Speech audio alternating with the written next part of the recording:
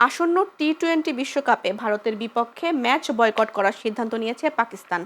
এ নিয়ে দুই দেশের সম্পর্কে আরও অবনতি হয়েছে। ফলে ভারতের পিএসএল এর আগামী আসরের সম্প্রচার স্বত্ব বিক্রি না করার সিদ্ধান্ত নিয়েছে Pakistan cricket board PCB. PSL এর সর্বশেষ আসরের ম্যাচগুলো ভারতের সম্প্রচার করেছে সনি স্পোর্টস নেটওয়ার্ক ও স্ট্রিমিং প্ল্যাটফর্ম ফ্যানকোড। তবে আগামী আসর থেকে ভারতের এসব প্রতিষ্ঠানের সঙ্গে চুক্তি রাখবে না পিসিবি, এমনটাই বলা হয়েছে পাকিস্তানি গণমাধ্যমের খবরে। গত মৌসুমে পাকিস্তানে পিএসএল এর সম্প্রচার স্বত্ব পেয়েছিল এ স্পোর্টস ও পিটিভি স্পোর্টস।